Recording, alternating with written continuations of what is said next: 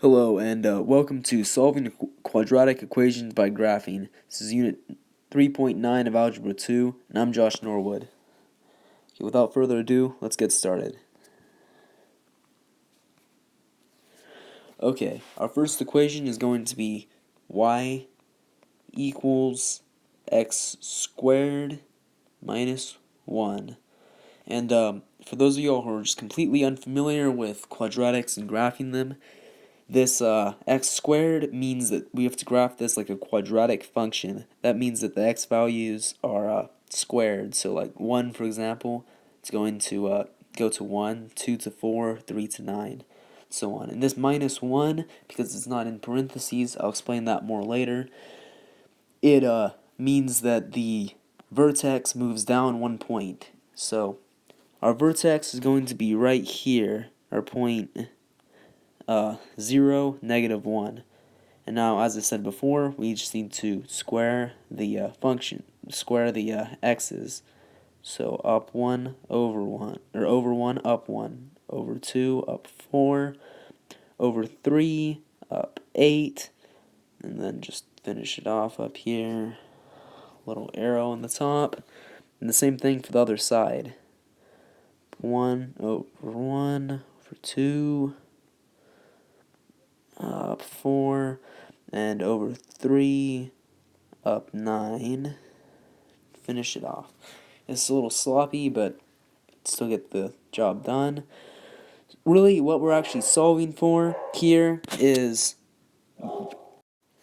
the points where this graph intersects with the x-axis right here. That's going to be 1, -1, or the x values where it intercepts. The x intercepts the zeros, roots, or solutions. This is why they're called solutions, because they solve quadratic equations. Okay, so our solutions are 1 and -1, or 1, 0, -1, 0, if you want to write them as points. And okay, I think I explained that pretty well. On to our next problem. Okay, our next problem is going to be y equals x in parentheses minus 4. You square this. Okay, so what this means is this x determines which direction the vertex moves across this x line for its starting point. And there's nothing to say that you need to go up or down or move across the y-axis. This is staying on the x-axis. And this is actually inverse relationship to the number, meaning that this minus negative means you go down the positive side. If it's plus, then you go down the negative side.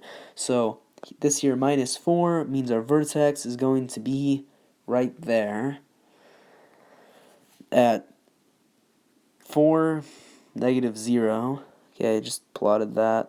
And really, if you're trying to just solve it, you don't even need to draw the quadratic. I mean, obviously you can if you want to, but really all you need to know is this vertex point, or just the point where it hits the x-axis. Here, I'll kind of draw something there. And so this point right here, well, you might be wondering, if there's two solutions in a normal problem, how do you get two solutions out of this? It only hits it once. So some people would think that the answer would just be 4, but that's wrong if you put that. What you want to say is, or what you need to know is that this is a double root. If it hits right here, it just bounces off the x-axis, then that means it's actually hitting it twice, or hitting it for two values of 4. So if you're writing the answer, it would be 4 and 4.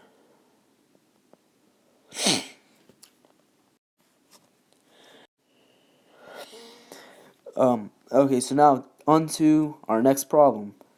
Okay, the next problem I'm going to explain to you is something that uses a little bit of what we've learned from both problems I've shown before.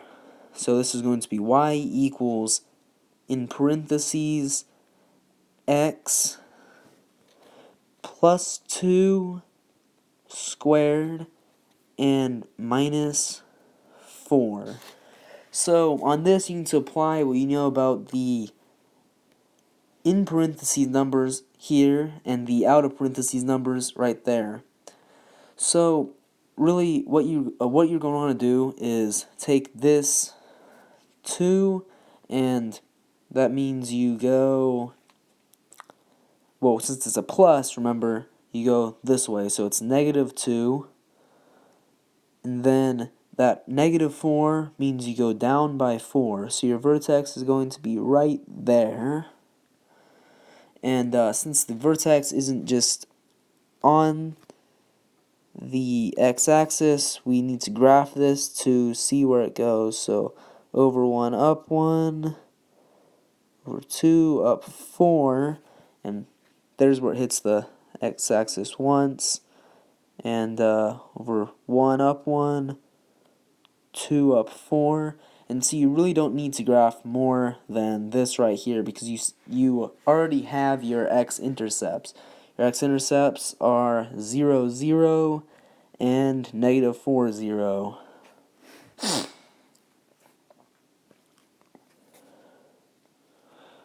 Or 0 and negative 4. Okay, on to our next problem. So, our next problem, I'm going to introduce to you another new thing that can alter the way your graph looks. This is definitely more complex than just the numbers that tell you directional stuff. This is y equals, in parentheses, 2x squared, and yeah, you know what, let's add a minus 2. Okay, now what this means is this is a horizontal compress. There's a horizontal compress stretch or a vertical compress stretch, which goes right here outside of the parentheses. What it does is acts as a multiplier to the y value of an x value. So for example, this 2 right here means it's double the value. So I start from the vertex and I go over 1, but up 2, over 2, up 8, over 3, up 18, instead of the 1, 1, 2, 4, 3, 9 like we've had before.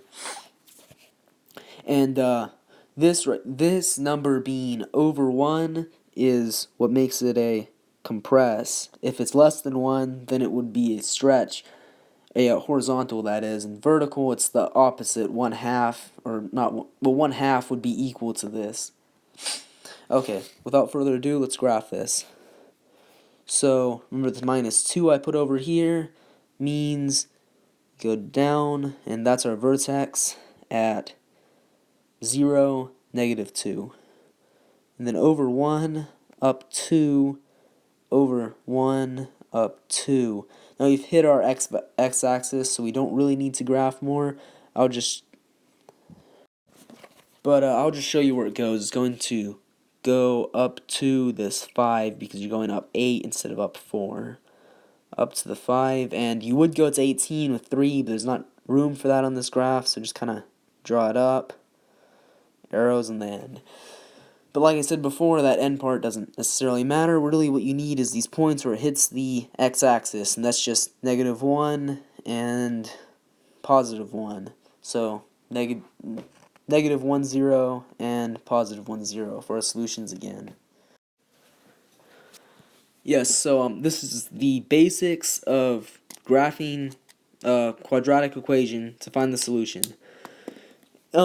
While this really isn't going to be your go-to way to solve quadratics later on, and once you get much better at the other methods, this is definitely a good thing that you need to learn just to understand the basics of quadratic equations, how they work, where the y values in relation to the x values are going to be and they're going to go.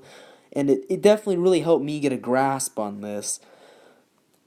And but be wary that you can't also really rely on this, because you need, well, there's going to be situations where you need a calculator to find the x values, because they're going to be in between two numbers.